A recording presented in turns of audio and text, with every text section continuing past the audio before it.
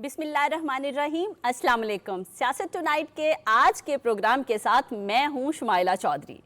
ہمارے آج کے ایجنڈا میں شامل ہیں ڈاکٹر علامہ محمد اقبال کا 147واں یوم پیدائش، وزیر اعظم کا ایڈ نہیں ٹریڈ کا اعلان، مہنگائی کی شرح میں نمایاں کمی، کوئٹہ ریلوے اسٹیشن بم دھماکہ، امن دشمنوں کا نہتے شہریوں پر وار، تحریک انصاف حکومت کے غلط فیصلے، دہشت گردی پھر سے سر اٹھانے لگی، پنجاب میں فضائی آلودگی اب بھی تک کم نہیں ہو سکی. ان سب پر ماہرانہ رائے دیں گے ہمارے سینئر اور موسٹ فیورٹ رضوان رضی صاحب. السلام علیکم سر. بہت شکریہ. کیا حال ہیں سر آپ کے؟ اللہ کا کرم. اور ایز یوزول ہمارے پارٹنر امین حفیظ صاحب. السلام علیکم سر. وعلیکم السلام ورحمۃ اللہ. اللہ کا شکر. ٹھیک ہے, بڑا شکر اللہ پاک. پروگرام کا آغاز کرتے ہیں. بسم اللہ. ڈاکٹر علامہ محمد اقبال کی ایک بہت ہی خوبصورت دعا سے جو بچپن سے ہم اسکول کی اسمبلیوں میں پڑھتے اور سنتے آ رہے ہیں. لب پہ آتی ہے دعا بن کے تمنا میری, واہ واہ. زندگی شمع کی صورت ہو خدایا میری, دور دنیا کا میرے دم سے اندھیرا ہو جائے, ہر جگہ میرے چمکنے سے اجالا ہو جائے. واہ شمائلہ, آپ نے تو مجھے جی یادوں میں کھو گیا. کون مجھے گورنمنٹ اسلامیہ ہائی سکول شیراں والا گیٹ کے وہ دن یاد آ گئے ہیں. لاہور کے رضی دادا, ہم گھر سے نکلتے تھے, شیراں والا جو سکول ہے وہاں پہ اسلامیہ ہائی سکول, وہاں ہم اس کی جو اسمبلی صبح سویرے ہوتی تھی, بالکل, تو علامہ اقبال کے ہم یہ جو کلام ہے یہ وہاں پر پڑھتے تھے, اور پھر قومی ترانہ ہوتا تھا. اچھا ہمارے دور تک بھی یہ دعا سے ہی آغاز ہوتا تھا, اور وہیں سے اب ختم ہو ڈاکٹر گیا علامہ محمد اقبال کے کلام سنانے کے ساتھ ساتھ ہی پھر تقریری مقابلے ہوتے تھے, پھر اس کے بعد ہم رپورٹر بن گئے, پھر ڈبیٹر بن گئے, اور اب اینکر بن گئے, تجزیہ نگار بن گئے. اچھا, یہ شیراں والا گیٹ جو ہے وہ آپ کے وہاں پہ منتقل ہونے کے بعد اس کا نام شیراں والا گیٹ پڑا تھا, کیونکہ شیر تھے نا وہاں. وہ جو لاہور کے دروازے ہیں نا, 12 یا 13 دروازے ہیں, جی جی جی, امین حفیظ وہاں پہ پلا ہے, اس لیے تو اس کی وہ رے خراب ہے. حالانکہ خراب نہیں ہے, میں بالکل ٹھیک کہتا ہوں کہ میری رے ٹھیک ہے, لیکن لوگ کہتے ہیں کہ امین حفیظ جو ہے نا وہ رے اس کی خراب, چونکہ میں اندرون شہر میں پلا ہوں, جو اندرون شہر جس کو حقیقی معنوں میں لاہور کہتے تھے, وہ جو تنگ و طریق گلیاں, اور مجھے یاد ہے صبح ناشتے کے وقت یا شام کو کبھی کوئی ایسی چیز پکتی تھی نا تو جو پسند نہیں ہوتی, تو بڑے آرام سے مبشر میں امین بول رہے ہیں, وہ کھڑکی میں آ جاتا تھا, تو اپنا کھانا اس کو دے دینا پیار سے, اور اس کے گھر جو پکا ہوا ہے ہم لے لیتے تھے. یہ اندرون شہر کی بڑی بہاریں ہوتی تھیں, اور یہ اسی طرح ہی مجھے وہ آپ کا سارا یاد آ گیا. بالکل, اور بڑے افسوس کی بات ہے دادا, ہمارے دور تک بھی یہی اسکول کا آغاز اسی دعا سے ہوتا تھا, اب اس کو ختم کر دیا ہے. ہاں پتہ نہیں, یہ ایک انڈکلیئرڈ قسم کا جو ہے وہ ہوا ہے ہمارے ہاں. دہشت گردی کا بہانہ بنا کے جو سکولوں کے اندر جو صبح اسمبلی ہوتی تھی وہ بھی محدود کر دی گئی. میں ایک دو جگہ پہ پتہ کیا تو پتہ چلا جی ہفتے میں 1 یا 2 دن ہوتی ہے, حالانکہ روزانہ ہوتی ہے, ہفتے میں 6 دن. حاضری بھی پنکچوئل سٹوڈنٹ ہو جاتے ہیں اس میں آنے میں, اور حاضری بھی اسمبلی میں ہی بعض صورتوں میں لگ جایا کرتی تھی. کلاس میں حاضری بھی سے مطلب کہنے چاہیے کہ وہ کام وہیں پہ نپٹ جاتا تھا. دیکھیے آج اقبال صاحب کا, علامہ ڈاکٹر محمد اقبال صاحب کا جو ہے 147واں یوم پیدائش ہے, اور آہستہ آہستہ یہ سوشل میڈیا نے جو دیگر ظلموں کے ساتھ ایک ظلم یہ بھی کیا ہے, دیگر مظالم کے ساتھ, وہ یہ ہے کہ ہر جو شعر ہے جو بھی کسی کے ذہن میں آیا ہے اس نے اس شعر کے پہلے مصرے کے آخر میں اقبال لکھا ہے, سے منسلک کر دیا, اور اس کو اقبال کا شعر کہہ کے پوسٹ کر دیا ہے. سو فار سو یہاں پہ ایک پارٹی کے سربراہ ہیں یار, انہوں نے کم از کم 1 دفعہ نہیں, 2 دفعہ نہیں, 3-4 مرتبہ پتہ نہیں کس کا شعر اٹھا کے اور وہ ان کے نام کے اوپر, علامہ اقبال کے اوپر. حالانکہ دیکھیے نا, جنرل نالج کی کمی ہے نا. نہیں وہی جو لوگوں کو کہتے ہیں کہ نہ یہ پڑھتے ہیں نہ یہ سیکھتے ہیں نہ مطلب خود اپنی صفحے درست نہیں.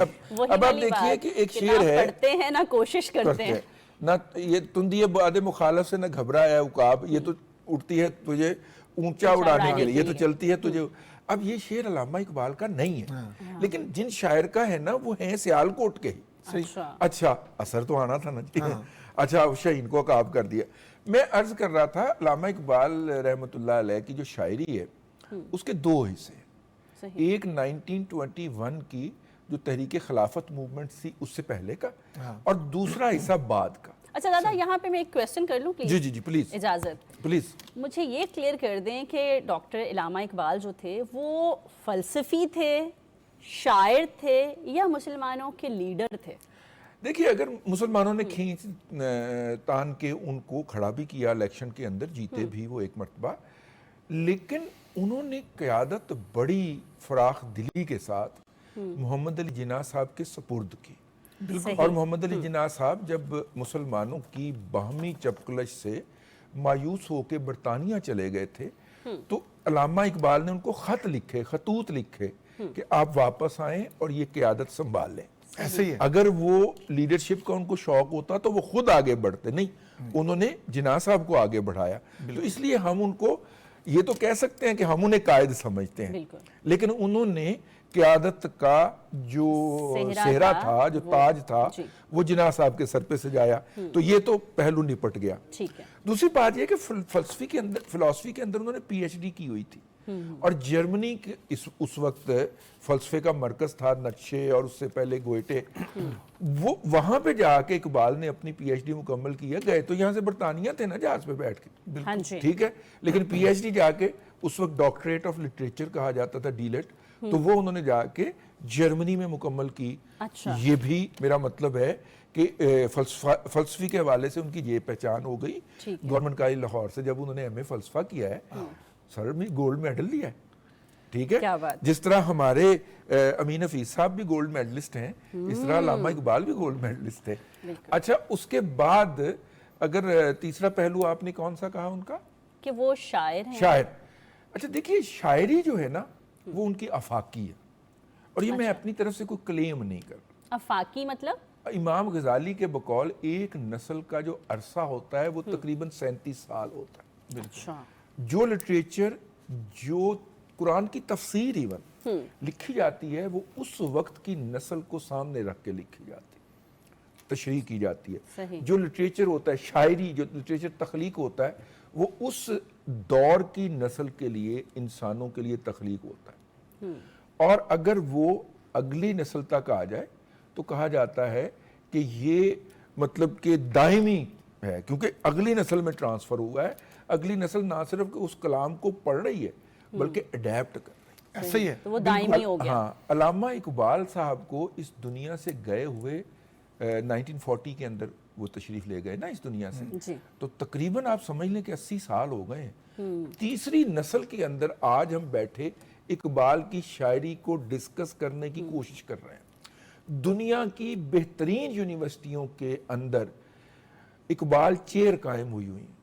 بیجنگ یونیورسٹی میں چلے جائیں, آپ قاہرہ یونیورسٹی میں چلے جائیں, آپ جسے کہنا چاہیے ایک دو اور بھی جگہوں پہ, ہمارے دوست احباب لاہور کے, وہ جا کے ان چیئرز پہ 3-3 5-5 سال گزار کے آئے ہیں. تو اس کا مطلب ہے اگر تیسری جنریشن کے اندر بھی اقبال کی شاعری زندہ ہے تو وہ آفاقی شاعری. اب ہم ان کی شاعری کو دو حصوں میں تقسیم کر لیں. ایک خلافت موومنٹ سے پہلے کی, اس میں گل و بلبل کا ذکر ملتا ہے, رومانوی شاعری ہے, ٹھیک ہے. اور 1920 یہ آج کل سموک کا ہے نا, تو میرا رضی دادا آپ کے بھی گلے میں, کل میرے گلے میں اس طرح ہو گیا تھا. 1921 کے بعد جو ہے ان کی جو شاعری ہے وہ شاعری ہے جس کی وجہ سے فارسی بولنے والے لوگ جو ہیں اقبال کو اقبال مانتے ہیں. اور ہم جو, اور 80% ان کی شاعری تو فارسی میں ہے, جو اردو میں 20% ہمارے ہتھے چڑھا ہے. اس کی وجہ سے جو ان کا جو شاعری ہے وہ 1920 کے بعد کی ہے, ٹھیک ہے, جس میں مسلمانوں کو خود کو پہچاننے, سیلف کانفیڈنس, اور خودی اختیار کرنے اور دنیا کو مسخر کرنے اور لیڈ کرنے کا جو درس ملتا ہے وہ شاید ان کے ہم اثر کسی کو بھی نہیں. اور علامہ اقبال کی شاعری ہر دور اور ہر نسل کی فیورٹ ہے. جی بالکل. اور دوسری بات یہ ہے کہ ہم اگر ایک کام کریں, آپ بھی یہ کیجئے گا کہ اپنے بچوں کو اقبال کی کوئی 2-3 نظمیں ضرور یاد کروا دیں, تاکہ وہ جاہلوں کی طرح وہ شیئر نہ کر رہے ہوں جو اس وقت سوشل میڈیا کے اوپر اقبال کے نام سے پتہ نہیں کیا کیا کچھ شیئر. رضی دادا میں آپ کو بتاؤں اس میں, اگر شمائلہ اگر آپ اجازت دیں تو لاہور میں جو شاعر مشرق کے نام سے جو علامہ اقبال روڈ منصوب ہے, جو لاہور ریلوے اسٹیشن سے یہ لاہور کنال روڈ تک جاتی ہے, تو گری شاہو والا جو حصہ ہے اس پہ بھی اقبال میوزیم موجود ہے. سیالکوٹ میں آپ کی جو جائے پیدائش ہے اقبال منزل وہ بھی موجود ہے, اس کو بھی میوزیم کا درجہ دیا گیا. اچھا آپ نے تو وزٹ کیا ہوگا ان کے گھر کا, میں نے دونوں جگہوں کی ڈاکومنٹریز بنائی ہیں. تو ہم وہ گیم بڑا گنجان علاقہ ہے, وہ بازار ہے جہاں اقبال منزل ہے, اور باہر ایک بڑا سا بورڈ بھی لگا ہوا ہے گھر کے باہر, اور اس کے اوپر مختصر تاریخ بھی ہے. تو آپ, اور جیسے آپ کہہ رہے ہیں کہ ہمیں اپنے بچوں کو چاہیے کہ ہم ان کو شاعری جو ہے وہ پڑھائیں بھی سکھائیں بھی, تو ہمیں چاہیے کہ ہم جو میوزیم ہے اس پہ اپنے بچوں کو لے کے جائیں, نئی نسل کو متعارف کرائیں. جو اقبال منزل سیالکوٹ ہے وہ ان کا چونکہ آبائی گھر ہے, چھوٹا گھر تھا, وقت کے ساتھ ساتھ اس کو ایکسپینڈ بھی کیا گیا. بڑا پیارا میوزیم ہے, وہاں جگہ جگہ گولڈ میڈل آپ کے جو ہیں, جو ان کی بڑی تعلیمی خدمات ہیں اس کے حوالے سے. ایک بچے نے مجھے وہاں بڑی خوبصورت بات کی, شاید اس نے پہچانا کہ آپ ٹی وی میں آتے ہیں, تو انکل میری ایک بات آپ حکام تک پہنچائیے گا. میں کہ کیا کہتے, دیکھیں شاعر مشرق ڈاکٹر علامہ محمد اقبال نے فلسفے میں پنجاب یونیورسٹی ٹاپ کی, آپ کو گولڈ میڈل ملا, اور یہ یہاں پر فریم کیا ہوا ہے, اور یہ گولڈ کا ہے, ٹھیک ہے. لیکن ہم جو اسکولوں میں تقریری مقابلے ہوتے ہیں یا صبح اسمبلی جو ہوتی ہے اس میں ہمیں جو انعامات ملتے ہیں وہ ایسے لوہے کے انعام ہوتے ہیں, ایسے سلور کے انعام ہوتے ہیں, کیا کیا میں کہتا ہوں وہ 300 روپے کا پورا سیٹ مل جاتا ہے, کہ گولڈ بھی ہوتا ہے, برونز بھی ہوتا ہے, سلور بھی ہوتا ہے. بچے بڑے شوق سے کہ آج ہم نے تقریری مقابلے میں جو شاعر مشرق ڈاکٹر علامہ محمد اقبال کے موضوع پہ تھا اس پہ ہمیں گولڈ میڈل ملا, سلور برونز میڈل ملا. وہ گھر جانے کے میرے خیال 1 ہفتے بعد وہ کالا ہو جاتا ہے. تو چاہیے یہ جیسے آپ کے اور ہمارے دور میں, شمائلہ کے دور میں تو نہیں, شمائلہ کے دور میں تو وہ جیلی میڈل مل رہے ہیں, ہمارے دور میں آپ کو یاد ہوگا کتابیں ملتی تھیں, جو لڑکا فرسٹ آتا تھا زیادہ کتابیں ہوتی تھیں, جو سیکنڈ اور تھرڈ آتا تھا اسی نسبت سے کتابوں کا جو تعداد ہے وہ کم ہوتی تھی. لیکن کتاب ایک طالب علم کو انعام میں ملنا, اس کے لیے کتاب بینی کا شوق پیدا ہوتا تھا. آج ہمارے ہاں جو تقریری مقابلے ہو رہے ہیں ان میں جھوٹے قسم کے میڈل خدا کے لیے دینے بند کر دیں. بچوں میں کتاب کا شوق پیدا کرنے کے لیے ان کو کتابوں کے گفٹ دیں. اچھا میں بتا رہا تھا کہ جو اقبال منزل ہے اس میں اتنی پیاری ایک, اگر اجازت دے دیں پھر وہ لوگ کہتے ہیں میری باتیں دور چلی جاتی ہیں, شاعر مشرق کی جائے پیدائش ہو, میوزیم کا درجہ دے دیا گیا ہو, دنیا بھر سے لوگ اس کو دیکھنے آتے ہیں. وہاں پر مجھے گرمیوں میں جانے کا اتفاق ہوا, پسینے سے میں شرابور ہو گیا. اوپر سے آپ نے کوٹ بھی پہنا, اوپر سے میں نے کوٹ بھی پہنا, ٹائی بھی پہنی تھی. وہاں جو بچوں کا ایک سکول کا گروپ آیا ہوا تھا, میں نے ان کے حال دیکھے, پسینے ان بچوں کے آئے ہوئے تھے. ظاہر وہ بچے 50-60 بچے اکٹھے آتے ہیں, وہ ہر کمرے کو دیکھ رہے ہیں جہاں آپ کی ایون شاعر مشرق کا جو جھولا ہے وہ بھی وہاں پر موجود ہے, آپ کا جو بیڈ ہے جہاں پر وہ آپ پڑھا کرتے تھے, وہ لائبریری کا. یہ میں پھر بتا دوں کہ ایک تو ایئر کنڈیشن کر دیں ایوانے جو چلیں آپ کی بات پہنچ گئی آپ کی آواز, اور دوسرا وہاں جو لائبریری بنائی گئی ہے بڑی قیمتی کتب ہیں, اس کو ذرا تھوڑا سا آپس کی بات ہے. ہماری ویسے تو بریک کا ٹائم ہو گیا, لیکن ایک فکرہ میں کہہ دوں, نواسہ اقبال ہوں یا پوتا اقبال ہوں, دونوں کے اوپر اللہ تعالیٰ کا بڑا کرم ہے. बड़ा करप्ट। ये भी कर दें तो कोई हर्ज नहीं है वैसे सरकार कुछ को भी कहने नहीं की है, बजाय। कुछ भी नहीं है। ये छोटा सा एक घर है, उसको एयर कंडीशन करने में, यहाँ तो मैं फिर कहूंगा डेढ़ मेरी टन बात के दूर दो चली AC जाती लगे है। किस किस के दफ्तर में कितने टन के एसी लगे हुए हैं। तो जिसने ख्वाब देखा और फिर कायदे आजम को बुलाया, क़यादत उनको दी, उनको ये भी शौक नहीं था कि मेरा नाम आए कि मतलब ऐसा भी मैं नहीं लीड करूं। इतना मुखलिस शख्स, उसकी जाए पैदाइश को एयर कंडीशन नहीं किया गया, कर दें प्लीज। अच्छा दादा, वैसे जो आपने कहा कि 80% शायरी उनकी फारसी में है, हमारी जो मुसल्लह अफवाज हैं उनके कुछ यूनिट्स की जो मोटो है ना वो भी इकबाल की शायरी से, और स्पेशली एयरफोर्स का जो मोटो है। जी प्लीज हाँ, बोलिएगा अगर क्या है। तो इजाजत हो तो मैं ना पढ़ लूं। सहरा अस्त के दरिया अस्त, तरे बाल परे माँ अस्त। सहरा हो या दरिया हो मेरे परों के नीचे, क्या कहीं बात जब है। उड़ता है ना जी। तो वो आप अगर उसके ऊपर कैमरा लगाएं, अब ये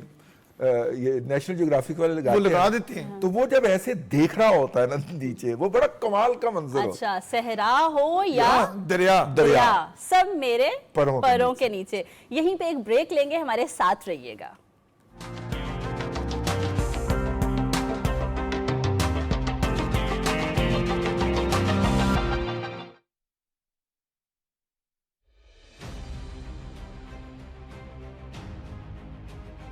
हर साल 9 नवंबर को पाकिस्तानी और कश्मीरी आवाम हकीमुल उम्मत अल्लामा मोहम्मद इकबाल का यौम पैदाइश अक़ीदत व एहतराम से मनाते हैं। अल्लामा इकबाल ने अपनी शायरी में कश्मीरी आवाम की मज़लूमियत को उजागर किया। अल्लामा इकबाल ने अपनी शायरी के ज़रिए कश्मीरी आवाम को डोगरा साम्राज्य के मज़ालिम के मुकाबिल डट जाने का पैगाम दिया। मुफ़क्किर पाकिस्तान अल्लामा इकबाल की शायरी कश्मीरी आवाम की जद्दोजहद आज़ादी के लिए आज भी मशअल राह है। अल्लामा इकबाल के यौम पैदाइश पर कश्मीरी आवाम तहरीक तकमील पाकिस्तान को जारी रखने के अहद की तजदीद करते हैं।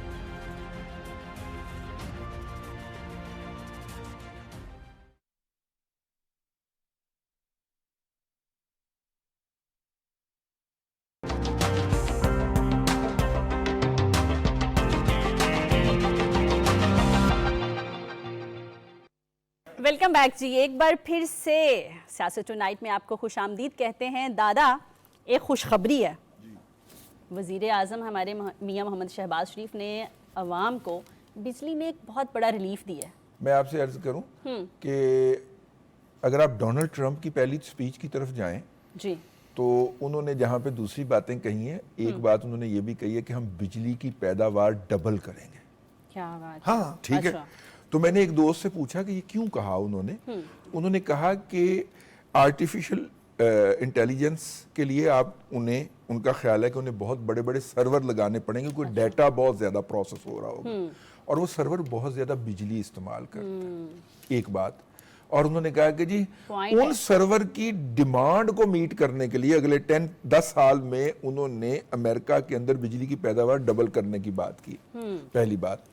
दूसरी बात यह है कि देखिए, हमने 2013 से लेकर 18 तक बिजली के मंसूबों पे जोर क्यों दिया कि जितने % आपका जीडीपी ग्रोथ रेट होता है ना, उससे 1.5 गुना आपकी बिजली की डिमांड बढ़ती है सालाना। बिल्कुल। मतलब आपका जीडीपी ग्रोथ रेट अगर 4% पे जाता है तो आपकी बिजली की डिमांड 6% बढ़ेगी। ये नेचुरल ग्रोथ है। मैं इसमें कोई आर्टिफिशियल इंटेलिजेंस, अगर इसके अंदर थोड़ी सी आपकी इंडस्ट्री भी चल जाए तो इसका मतलब है कि ये डिमांड सालाना 10-12% की रफ्तार से बढ़ना शुरू हो जाती है। तो ऐसी सूरत के अंदर ये जो आपको अभी सफेद हाथी लग रहे हैं ना, प्रोजेक्ट लगे हुए हैं कि चल नहीं रहे जी, इनके हम कैपेसिटी चार्जेस दे रहे हैं, आप 4% जीडीपी ग्रोथ से क्रॉस करके देखिए, आपको बिजली की शॉर्टेज पड़ जाएगी। क्योंकि जब आप इनको स्टार्ट कर लेंगे तो कैपेसिटी पेमेंट के एवज ये चलना भी तो शुरू हो जाएंगे ना। नहीं, और तो अभी भी लोग बिजली मांगते हैं। हाँ। इंडस्ट्री बिजली मांगती है, घरेलू सार्फिन बिजली मांगते हैं, लेकिन हम लोड शेडिंग भी कर देते हैं। जब वो चलना शुरू हो जाए, इस वक्त तो वो बंद पड़े हैं ना, या साल के अंदर 3 माह चलते हैं, गर्मियों के 3-4 माह चलते हैं, बाकी 8-9 माह बंद रहते हैं, तो लेकिन उनकी कैपेसिटी चार्जेस हमको देना पड़ते हैं। लेकिन अगर वो इंडस्ट्री हल्की सी, میں یہ نہیں کہتا جی ڈی پی آپ کا 4% سے اوپر گیا تو یہ ہو جائے گا، اور اس سال کی پروجیکشن جو ہے ہماری وہ جی ڈی پی کی 3.4% کی ہے، اچھا اور اگلے سال کی 4.5% کی ہے۔ کمال پھر ہے، ضرورت اس کا پڑے گی۔ مطلب اگلے سال تو آپ کو یہی پاور اسٹیشن جو ہے نا یہ کم پڑ جانے ہیں، یہ میرا ذاتی خیال۔ لیکن پرائم منسٹر شہباز شریف صاحب نے جو عوام کو ریلیف دیا ہے نا رسی دادا، وہ کہا ہے کہ دسمبر سے فیبرری تک آپ کو گھریلو صارفین کے لیے جو یونٹ میں کمی کی گئی ہے وہ تقریباً 26 روپے فی یونٹ۔ اچھا 11.42 سے 26 روپے تک، مطلب بہت، پھر میں نے اسی اسی لیے طرح بتایا اچھا ریلیف ہے۔ انہوں نے انڈسٹری کو بھی ریلیف دیا ہے، اسی طرح انہوں نے جو کمرشل استعمال ہوتی ہے بجلی ان کو بھی فی یونٹ اتنا بڑا ریلیف دیا ہے 13 روپے سے کہ 22 روپے تک میں سمجھتا ہوں کہ پرائم منسٹر کا یہ جو بجلی سے متعلق ریلیف ہے یہ بڑا حال ہے۔ لیکن اگر اس کے ساتھ ساتھ تھوڑا جو ایک آپ نے بات کی کہ ذرا لوڈ شیڈنگ کی طرف ہاتھ ہولا رکھیں، لوگوں کو ذرا بجلی دے دیں، جب گیس جیسے گرمیوں میں لوڈ شیڈنگ بجلی چاہیے ہوتی ہے کم تو ہو تھوڑی رہی ہے۔ بجلی کی لوڈ شیڈنگ ہوتی ہے، سردیاں آتی ہیں گیس کی ضرورت ہوتی ہے تو گیس کی لوڈ شیڈنگ شروع ہو جاتی ہے۔ نہیں تو امین مطلب حفیظ صاحب، تھوڑی سی لوڈ شیڈنگ بجلی کی لوڈ شیڈنگ تو بہت کم ہو رہی ہے۔ میں نے بتایا نا، وہ ابھی چونکہ سردیاں آ گئی ہیں نا، ابھی میرے گھر میں بھی اے سی نہیں چلتا، پنکھے کی بھی ضرورت نہیں رہے گی، الٹا میں تو رضائی، چادر، تھوڑا سا باریک سا کمبل بھی لے لیتا ہوں۔ ابھی بجلی کی ضرورت نہیں ہے لیکن انڈسٹری کو ضرورت ہے۔ ہاں اچھا امین حفیظ صاحب، یہ جو بات آپ نے کی ہے کہ بجلی کی جو بھی بات ہے، لیکن یہ کریڈٹ تو پرائم منسٹر صاحب کو دے دیں کہ مہنگائی ڈبل سے سنگل ڈیجٹ پہ آ چکی ہے، اتنی کم ہوئی ہے۔ اسی لیے تو لوگ اے سی لگانا شروع ہو گئے تھے جب ان کو مہنگائی کریڈٹ کم بنتا ہے ہونا نا شروع پرائم ہوئی منسٹر صاحب ہے۔ کو۔ بالکل پرائم منسٹر کو کریڈٹ جاتا ہے۔ میں نے تو بتایا کہ انہوں نے گھریلو صارفین، کمرشل صارفین، انڈسٹری کو بجلی فی یونٹ جو کمی کا ریلیف دیا ہے وہ بہت زبردست ہے، وہ بڑا کمال میرے علم میں نہیں تھا، بہت شکریہ آپ نے بتا دیا۔ وہ تبھی تو میں نے کہا تھا کہ بہت بڑا ریلیف دیا، میں نے لیکن کہا مہنگائی پہ بات کریں نا، جو 32 سم تھنگ تھی آئی تھنک، جو کہ اب بہت وہ کم ہو اب گئی ہے، مجھے 6.7 پہ آ گئی ہے، مطلب ڈبل سے سنگل پہ آ گئی ہے ڈیجٹ بات پہ۔ یہ ہے، دیکھیں جب کم آپ کی ہوئی ہے۔ نیت اچھی ہو حکمرانوں کی، مقصد عوام کی فلاح و بہبود کے منصوبے شروع کرنا ہو، ان کو ریلیف دینا ہو، جب یہ حکمرانوں کا ٹارگٹ ہو اور پھر آپ کے تعلقات دنیا میں اچھے ہونا شروع ہو جائیں، آپ کی کریڈیبلٹی اچھی ہو جائے، آپ کو فارن انویسٹمنٹ آنی شروع ہو جائے، آپ اپنے اداروں کی صفیں درست کریں، جو ادارے بہت زیادہ اربوں روپے کا سالانہ خسارے میں چل رہے ہوں، آپ ان کی جو کانٹ چھانٹ کر رہے ہوں، جیسے پرائم منسٹر نے ابھی میں سمجھتا ہوں کہ مختلف فیڈرل ڈپارٹمنٹس میں ویکنٹ پوسٹیں تھیں، انہوں نے کہا یہ کیا کر رہی ہیں؟ دیکھو نا ایک ہوتا ہے گوسٹ ملازم کہ بندہ آپ نے بھرتی کیا، وہ کام نہیں کر رہا، تنہا لے رہا ہے، یار ایک پوسٹیں آپ نے رکھی ہوئی ہیں، وہ اس پہ پیسے ضائع ہو رہے ہیں۔ پرائم منسٹر نے کہا کہ ساری پوسٹیں ختم کریں، بلکہ وہ اسامیاں بھی مختلف وزارتوں میں فیڈرل گورنمنٹ میں ختم کریں جن کی ضرورت نہیں ہے۔ پلاننگ اینڈ ورکس ڈپارٹمنٹ پورے کا پورا یہ کتنی بڑی بات ہے، ختم کر دیا، اپوائنٹمنٹ یہ کا بیڑا گرک اسی وجہ سے ہی ہوا ہے نا، اسی طرح۔ اچھا آپ نے ابھی جو بات کہی، میں نے کہا تھوڑا سا اس میں میں بھی ایڈ کر دوں۔ مہنگائی کی شرح میں کمی کی، مہنگائی میں دیکھیں اس وقت گلوبل یہ ہے ٹرینڈ کہ دنیا ایک عالمی مالیاتی بحران کی تیاری کر رہی ہے، صحیح، ٹھیک ہے۔ امریکہ کے اندر آئی ٹی کی کمپنیوں نے اور فائنانشل کمپنیوں نے، فن ٹیک خاص طور پہ جو ہیں، انہوں نے میسیو لے آؤٹس کیا۔ تو میری ایک بینکر سے بات چیت ہو رہی تھی، میں نے سمجھنے کے لیے ان کو فون کیا، میں نے کہا، وہ کہنے لگے کہ دیکھیے ہمارے بینک کے اندر، امریکہ کے اندر وہ بینک میں کام کرتے ہیں، انہوں نے کہا بینک کے اندر جو $12,000 لے رہا تھا نا سال کے، اس کو کہا کہ بھائی جان تھینک یو ویری مچ، وہ اس کے ساتھ جو سیلریاں اس کو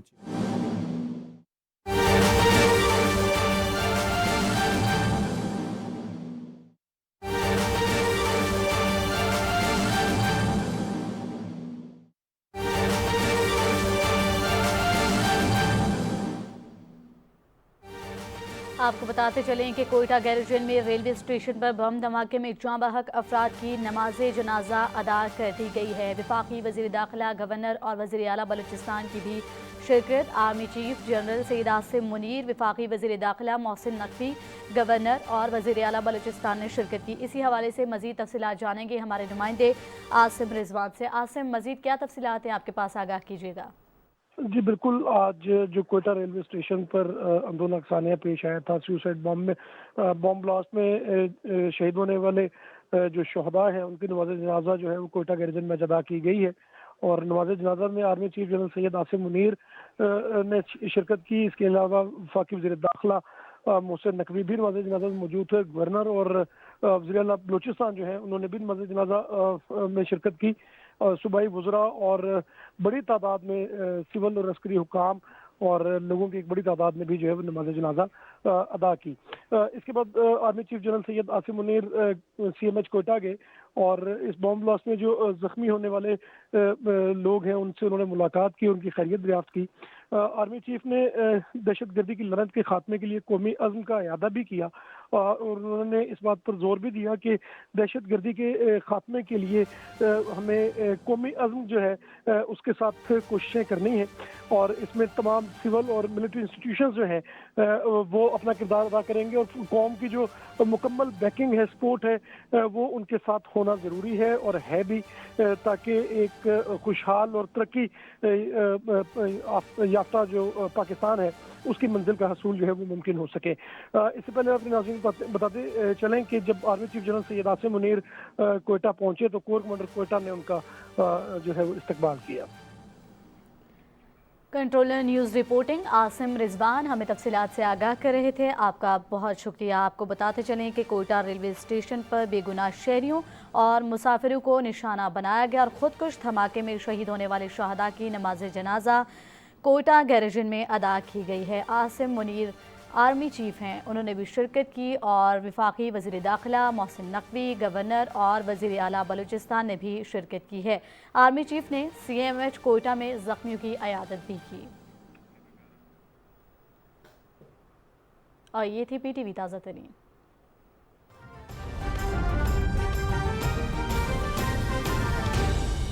दुरुस्त हर वक्त बार वक्त ये वाली कहते लेकिन वो पोस्ट खत्म नहीं की, वो उन्होंने 3000 4000 की रेंज के अंदर उसी असाइनमेंट के लिए बंदा फिर रख लिया। सही। और वो काम जारी है। मैंने कहा इसकी वजह क्या है? उन्होंने कहा कि इसकी वजह ये है कि इस वक्त बकायदा तश्कील पा रहा है, ब्रू अप का लफ्ज उन्होंने इस्तेमाल किया, एक बहरान। ये बहरान क्यों है? क्योंकि कोरोना के दौरान 3000 अरब डॉलर के करीब सब्सिडीज तकसीम की थी। सही। ठीक है जी।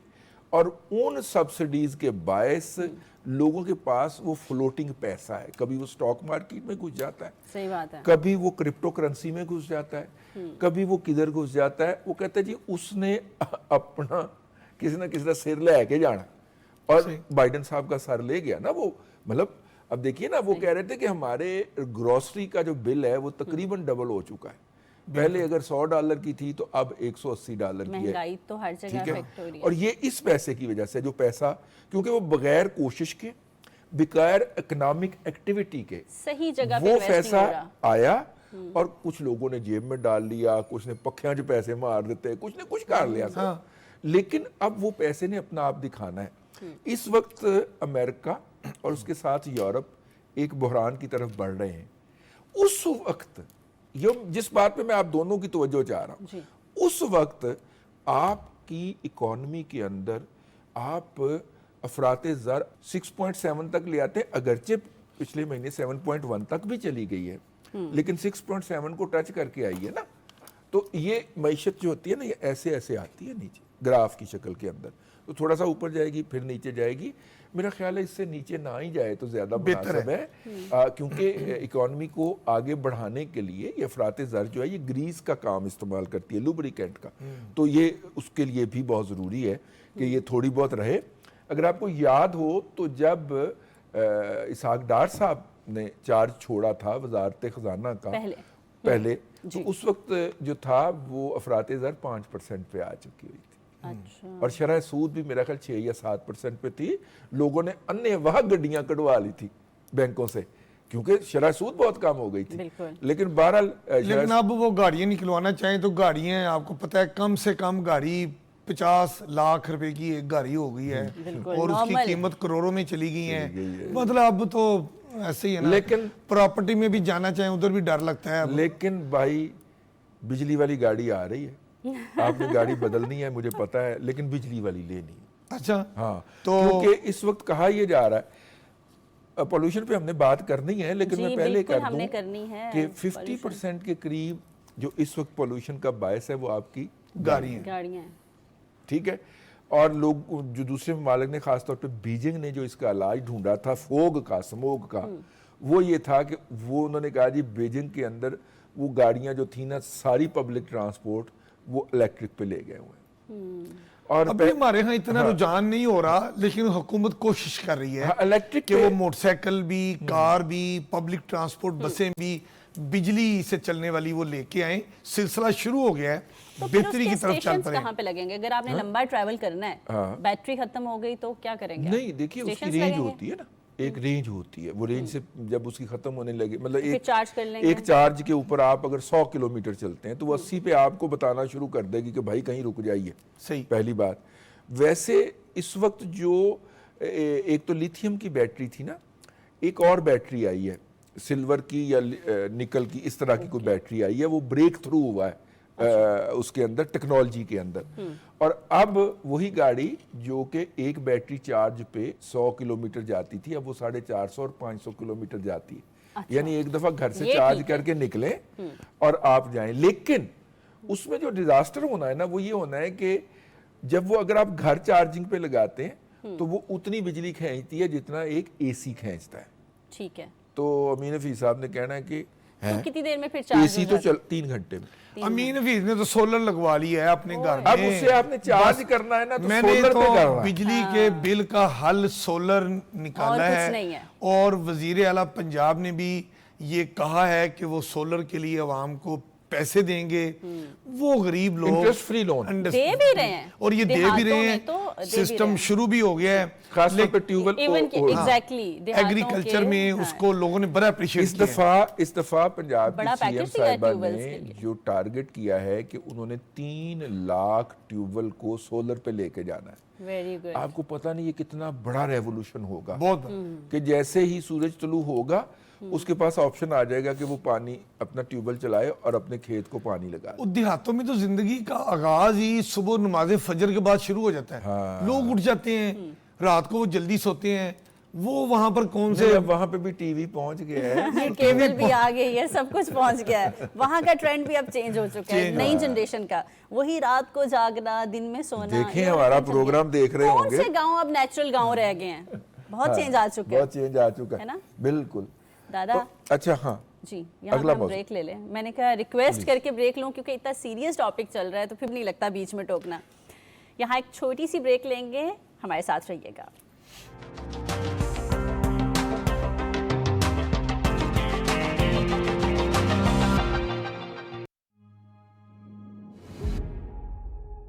जमहूरी नज़्म में हक़ाइक़ सियासी हों या माशी,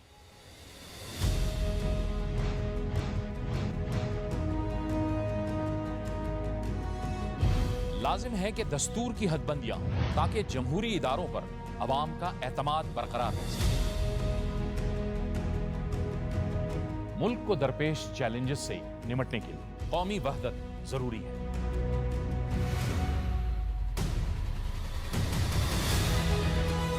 माशी तवाज़ुन, सियासी बर्दाश्त, इख्तिलाफ राय की तौक़ीर और आइन की बालादस्ती, इन तमाम उमूर से जुड़े हक़ाइक़ परखने और जानने के लिए देखिए प्रोग्राम शाहराए दस्तूर।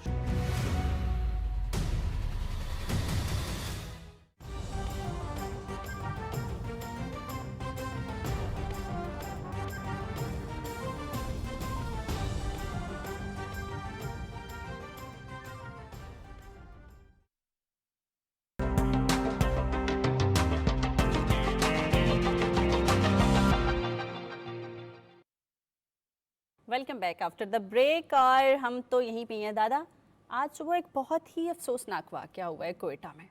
रेलवे स्टेशन पे जो धमाका हुआ, ये کیا کہہ سکتے ہیں اس کے بارے میں؟ دیکھیے کتنی جانوں کا بے قصور جانوں کا نقصان ہوا؟ وہاں پہ جو بیٹا اپنی ماں کی انگلی پکڑ کے جعفر ایکسپریس پہ بیٹھ کے سکھر جانے کے لیے، ملتان جانے کے لیے پہنچا تھا، لاہور ساہیوال جانے کے لیے، لاہور پہنچنے کے لیے، اس کا کیا قصور تھا؟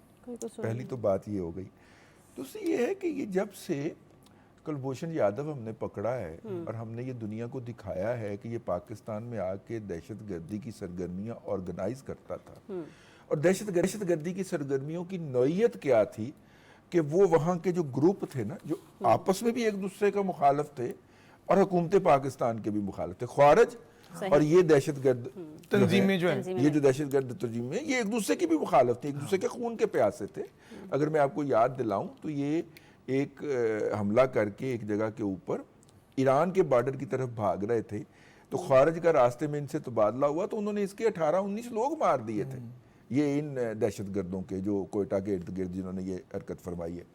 تو اس دور کے مطلب کہ اس کے بعد یہ کلبھوشن یادو اینڈ کمپنی کی کوششوں کے نتیجے میں ان دونوں کا آپس میں الائنس ہو گیا، صحیح، اور اس الائنس کے بعد ہم دہشت گردی کی سرگرمیوں کے اندر ایک بہت زیادہ رائز دیکھ رہے ہیں، بڑی لمبی لہر چلی ہے۔ اور اس انڈرسٹینڈنگ کے بعد یا اس ایگریمنٹ کے بعد یہ جو دہشت گرد پہلے ایران میں چھپے ہوتے تھے یا چاہے باہر سے ہدایات لیتے تھے، یہ بھی افغانستان منتقل ہو چکے ہوئے ہیں۔ اور میرا خیال یہ ہے کہ پورا من لوگوں کے اوپر حملہ کرنے والا شخص جو ہے وہ اس بات کو ڈیزرو نہیں کرتا کہ اس کے ساتھ کوئی ڈائیلاگ کرنے کی بات کی جائے، اس کے ساتھ کوئی نرمی برتنے کی بات کی جائے۔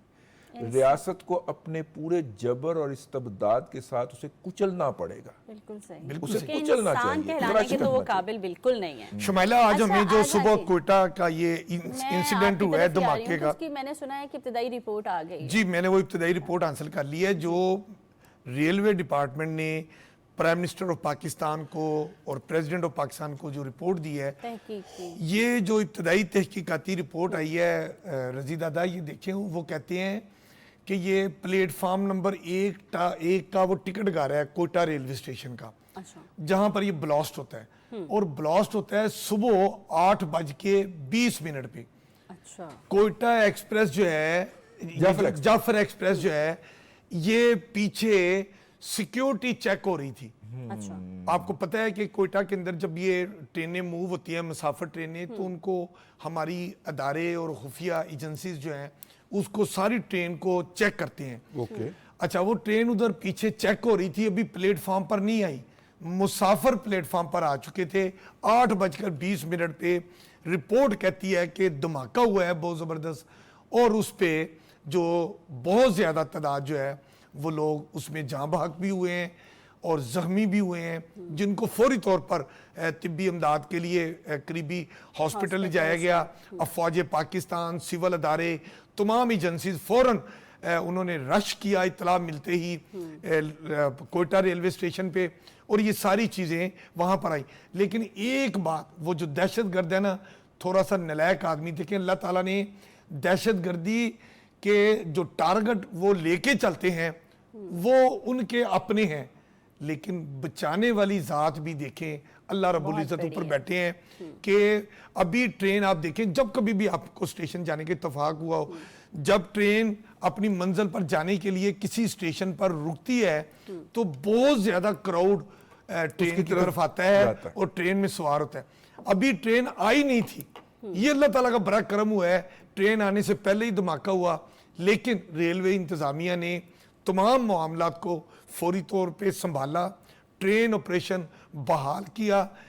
یہ جو جعفر ایکسپریس ہے جسے 10:10 پر کوئٹہ ریلوے اسٹیشن سے چلنا تھا، یہ صرف 20 منٹ کی تاخیر سے 10:30 پر کوئٹہ سے روانہ ہوئی۔ چمن پیسنجر ٹرین جو ہے وہ بھی بر وقت روانہ ہوئی. اسی طرح بلان ایکسپریس کو بھی کوئٹہ ریلوے اسٹیشن سے نکلنا تھا, ریلوے انتظامیہ نے اس کو بھی بر وقت اپنی منزل کی طرف روانہ کیا. کوئٹہ سے کراچی جاتی ہم ہے. بہت جیسے بڑے کراچی. نقصان سے پھر بھی اللہ تعالیٰ نے ہمیں بچایا. بچے بھی بڑا ہو سکتا تھا. اللہ تعالیٰ معاف کرے. اچھا دادا, اگر ہم یہ کہیں کہ یہ پچھلی پی ٹی آئی کی حکومت کے کچھ غلط فیصلوں کی وجہ سے دوبارہ سے ملک میں دہشت گردی سر اٹھانے لگی تو کیا غلط ہوگا؟ دیکھیے بات یہ ہے کہ جب یہاں پہ سوات کے اندر یا وزیرستان کے اندر آپریشن ہوا تو وہاں سے لوگ ڈسپلیس ہوئے. صحیح. یہ دنیا کا کامیاب ترین آپریشن تھا دہشت گردی کے خلاف. یہ بات ہمیں بار بار بتانی چاہیے. پاک فوج نے آپریشن کیا اور دہشت گرد پاکستان میں جہاں جہاں پہ چھپے ہوئے تھے چن چن کے ان کو بالکل ٹھیک صحیح. ہے جہنم واصل کیا. ان میں سے جو لوگ تھے وہ بھاگ بھاگ کے کچھ لوگ افغانستان گئے اور پاکستان نے اس وقت امریکنز کو بار بار یہ بات کہی کہ ان کو روکیے, یا تو ان کو گرفتار کیجئے, یا ان کو ان کی مائنڈ سیٹ تبدیل کیجئے, ان کا یا آپ کہہ لیں سافٹ ویئر اپڈیٹ کیجئے, ورنہ یہ لوگ پھر ہٹ بیک کر سکتے ہیں. صحیح. اب جناب امریکنز نے ان کو وہاں پہ پناہ دیے رکھی. جب ہمارا آپریشن ٹھیک ہو گیا, دنیا کو پتہ چل گیا کہ ہم نے دہشت گردی کو جڑ سے مکا دیا ہے, اب پھر کچھ لوگوں کو وہاں پہ ایڈونچرزم سوجا کہ یہ لوگ یہاں سے گئے ہوئے ہیں تو ان کو واپس لایا جائے. جب ان سے مذاکرات کیے جائیں, ان کو واپس لایا گیا, ان کو مارنے کی بجائے ان کے خلاف آپریشن کرنے کی بجائے, ان کو تو یہ سوچ ڈیولپ ہوئی پچھلے دور میں. ہاں ان لوگوں کے ساتھ چلیے کچھ لوگ تو معصوم ہوں گے نا, عام لوگ ہوں گے, لیکن ان کے ساتھ ایک اندازے کے مطابق 8,000 فیملیز یا تقریباً 60,000 لوگ ایسے آئے کہ جن کو باقاعدہ بحالی کے مراکز میں رکھ کے ان کی ذہنی کنڈیشن کو ریفریم کیا جانا چاہیے. ٹھیک ہے نا, وہ اسے ایک مذہبی فریضہ سمجھ کے اور فرض عین سمجھ کے لگے ہوئے ہیں. بالکل. حالانکہ دنیا کے کسی مذہب کے اندر کسی بے گناہ شہری کی جان لینے کی اجازت نہیں ہے, لیکن وہ اس پہ لگے ہوئے ہیں. اب اتنے بڑے لوگ جن کی زندگی کا مقصد ہی یہ ہو, آپ نے بغیر بحالی کے عمل سے گزارے لا کے بسا دیے, تو جس کی وجہ سے یہ والے مسائل پیدا ہو رہے ہیں.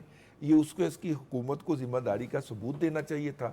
اور مزے کی بات یہ ہے کہ وہ انہیں جلوسوں میں استعمال کرتے ہیں, جلسوں میں استعمال کرتے ہیں, آج بھی کرتے ہیں. ٹھیک ہے نا. ویسے آج ہی وہ کی چول ماری انہوں نے. کون سے؟ وہ کوئی سوابی میں جلسہ تھا اور وہاں پہ وہ امریکہ کا پرچم لہرا دیا. Oh my God. Seriously ہمیں نہیں پتا دادا. یہ بڑا وائرل چل رہا ہے اس وقت. جب وہ گاڑی گزری ہے پولیس فورس کے آگے سے, اور اس گاڑی کے اوپر جو جھنڈا تھا وہ امریکن تھا.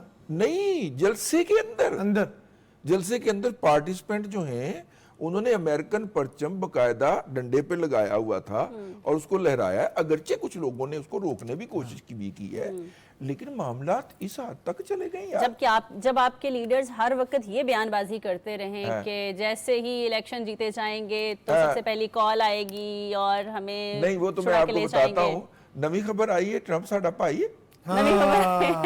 وہ ایک بڑا ڈرون انہوں نے تیار کیا ہے. انہوں نے نا رضی ایک بڑا ڈرون, یہ سوچتے ہیں کہ ایک بڑا ڈرون انہوں نے تیار کیا ہے.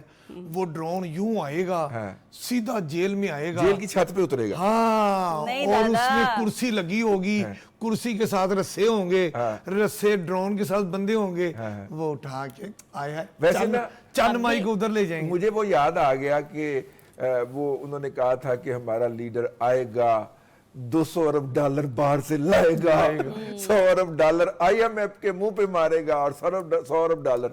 مجھے لگتا ہے اب اس کا کوئی اگلا آ گیا ہے, اگلا ایڈیشن آ گیا ہے کہ ٹرمپ آئے گا, فون فرمائے گا. نہیں دادا اب تو بانی چیئرمین کی بہن نے بھی کہہ دیا ہے. اس نے جب میڈیا نے ان سے سوال کیا کہ آپ کی جماعت یہ کہہ رہی ہے کہ ٹرمپ صاحب آئے ہیں تو بانی چیئرمین کو رہا کریں گے, انہوں نے کہا میرا نہیں خیال کہ پی ٹی آئی کے کسی رہنما نے کوئی ایسا بیان دیا ہے.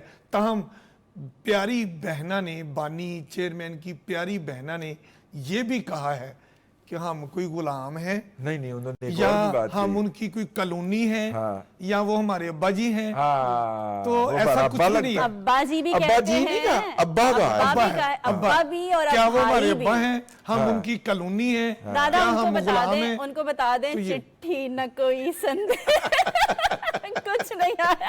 اچھا نہیں ابھی تک نہیں آیا، ہو سکتا ہے مستقبل میں آ جائے۔ آپ کیوں امیدیں توڑنے پہ لگی دادا ہوئی ہیں؟ میں میرے پروگرام کا ٹائم بڑا کم ہے اور میں چاہتی ہوں کہ کل بھی یہ ٹاپک رہ گیا تھا فضائی آلودگی والا، لیکن آج نہیں رہنا چاہیے۔ ہاں، حالات یہ بہت بڑی خراب ہیں۔ زبردست ہے۔ میں اس پہ ایک بات عرض کروں، پہلے مجھے سن لیں دادا لاہور سے جو سموک تھی نا، ہم بار بار بیمار ہو رہے تھے، اب ملتان ٹرانسفر ہو گئی ہے۔ اچھا میں آپ سے عرض کروں، سموگ میئرمنٹ کی گاڑی جو ہے وہ گھمائی گئی، ٹھیک ہے ٹھیک اور ہے، سب سے زیادہ سموگ جو ہے وہ ڈی ایچ اے فیز 8 کے اندر میئر کی گئی۔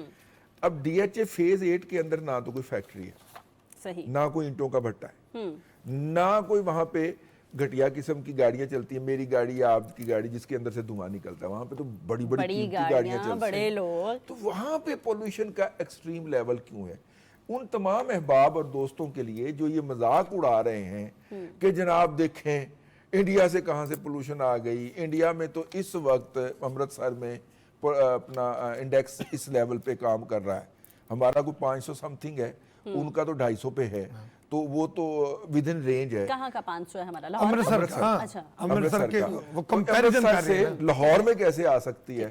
تو بھائی فیز 8 جو کہ بی آر بی نہر بالکل پاس بالکل پاس ہے، اور بی آر بی کے پرلی طرف انڈیا ہے، بالکل۔ فیز 8 میں سب سے زیادہ پولوشن کا لیول میئر کیا گیا ہے، تو وہاں پہ پھر کیسے پولوشن ہوگا؟ اس علاقے کے اندر سوچنے کی بات ہے نا۔ اس کا مطلب ہے کہ کہیں ہمسائے سے آئیے۔ ہاں تو ابھی میری ہمسائے بات تو ہو اب رہی تھی اسی میں آج نے کہا پورے شمائلہ، پنجاب میں پھیل گئی ہے۔ میری بات آج ہو رہی تھی، سیکرٹری پنجاب ہیں یہ محکمہ ماحولیات کے راجہ جہانگیر انور، میں نے ان کو پوچھا، میں نے کہا جی یہ تمام میڈیا اخبارات، یہ سوشل میڈیا، سموگ یہ سب کچھ ایسا ہو رہا ہے، پچھلے دور میں یہ مصنوعی بارش کی بات ہو رہی تھی اور وہ پھر مصنوعی بارش کا تجربہ بھی کیا گیا اور وہ تجربہ کامیاب بھی ہوا، یہ اس دفعہ مصنوعی بارش کی طرف آپ کا دھیان جا رہا ہے بیوروکریسی کا یا نہیں؟ تو سیکرٹری ماحولیات راجہ جہانگیر انور بتا رہے تھے کہ انہوں نے 11 نومبر اور 12 نومبر کو فیصلہ کیا تھا یو اے ای گورنمنٹ کے ساتھ مل کے کہ وہ مصنوعی بارش کے لیے اوپر جائیں گے، جہاز اوپر جائے گا، کیمیکل پھینکے گا، بادلوں کے اوپر بارش نیچے آئے گی۔ لیکن انہوں نے ایک بات جو مجھے بتائی، میرے لیے میری معلومات میں اضافہ ہوا، میں آپ کے ساتھ بھی شیئر کرتا ہوں، انہوں نے کہا کہ جو یو اے ای کا طیارہ آتا تھا، ان کے ایکسپرٹس آتے تھے، ان کی ٹیکنالوجی آتی تھی، اور پچھلے سال انہوں نے مصنوعی بارش کا وہ تجربہ کامیاب ہوا، اب یہی ٹیکنالوجی ہماری پاک افواج کے ریسرچ ونگ نے اس پہ کام کیا، اس پہ یہ تجربہ ان کا کامیاب ہوا۔ اب اس وقت محکمہ ماحولیات پنجاب، محکمہ موسمیات کے ساتھ مل کے اور دیگر جو ہمارے متعلقہ ادارے ہیں ان کے ساتھ مل کے یہ فیصلہ ہوا ہے۔ میں آپ کو بتا دوں شمائلہ کی 11 اور 12 نومبر کو جو مصنوعی بارش کے لیے جہاز نے اوپر جانا تھا، بادلوں کے اوپر جا کے کیمیکل پھینکنا تھا، محکمہ موسمیات نے محکمہ ماحولیات کو کہا ہے کہ ابھی جہاز لے کے اوپر نہ جائیں کیونکہ ابھی بادل نہیں ہے۔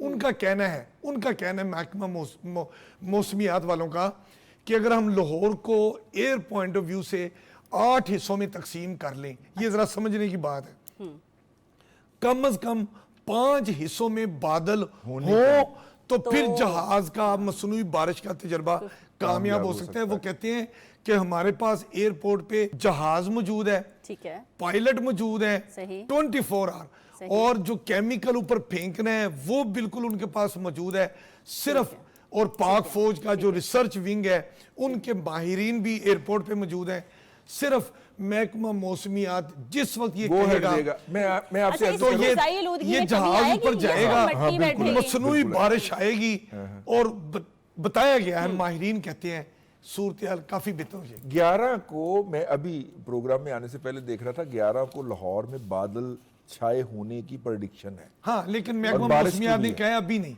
उन्होंने अच्छा, कहा अभी नहीं, हमें अमीन हफीज 11 साहब बारह ने- वाला पोस्टपोन बारिश करके थोड़े हमें होंगे ना? अमीन हफीज साहब ने बड़ी अच्छी खबर दी है और बड़ी अंदर की खबर दी है, हमेशा देते रहते हैं। और कि अब बारिश का कोई प्लान कर रहे हैं फ़िज़ाई आलूदगी को कम और ख़त्म करने की, लेकिन फिर भी हम अपने प्रोग्राम में हमेशा कहते हैं कि शहरी खुद भी एहतियात करें। इसी के साथ मुझे, रिजवान, रज़ी दादा को, और वैसे दादा दोनों में से कौन है? बाल आपके सफ़ेद हैं। मेरे तो है ही नहीं और जितने जी, हैं बिल्कुल। मैंने वो मुझे काले रज़ी कर दिए। दादा को और अमीन हफीज को इजाजत दीजिए। पाकिस्तान जिंदाबाद।